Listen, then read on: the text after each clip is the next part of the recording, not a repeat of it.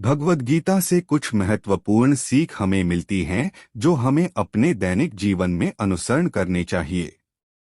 श्रीमद् भगवत गीता में भगवान श्री कृष्ण हमें यह समझाते हैं कि कैसे हार जीत की भावनाओं अन्य भविष्य के डर से हमें मुक्त होना है और कैसे अपने दैनिक जीवन को सुख से जीना है। दैनिक जीवन में भगवद गीता के ज्ञान को इस तरह से कर सकते हैं लागू। भगवद गीता हिंदू धर्म के प्रमुख ग्रंथों में से एक है जो मन, शरीर और आत्मा की जीवन शैली के लिए मार्गदर्शन प्रदान करता है। भगवद गीता मात्र एक कहानी नहीं है। आज के सामाजिक प्रवेश से इसे कई तरीके से जोड़ा जा सकता है। अर्जुन, जिनके पास सब कुछ था, सुख, समृद्धि और एक खुशहाल परिवार, देखते ही देखते सब कुछ खो बैठे और उन्हीं सब वस्तुओं को वापस पाने के लिए उन्हें अपनों से ही युद्ध करना पड़ा। वह उस स्थिति में थे जहां उन्हें सब कुछ खोने के गम में जीते हुए अपनों के सामने खुद को विजेता साबित करना था।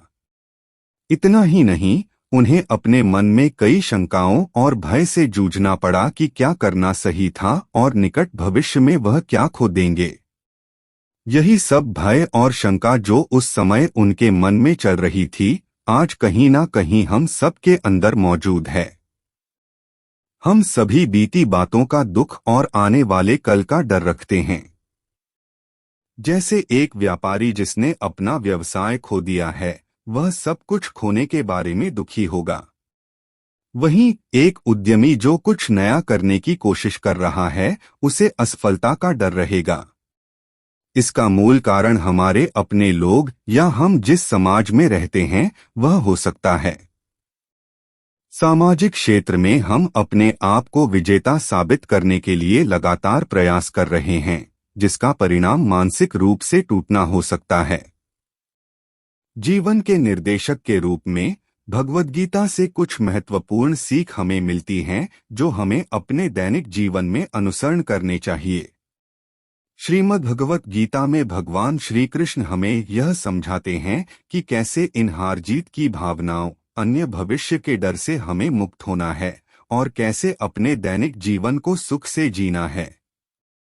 भगवत गीता में हम देखते हैं कि अर्जुन, जिनके पास मात्र श्री कृष्ण है, वह कैसे विजय प्राप्त करते हैं और दुर्योधन के सामने, जिनके पास अक्षौहिणी सेना और अनगिनत सलाहकार है, वह हार जाता है। आप में से कई सवाल करेंगे कि यह संभव कैसे है?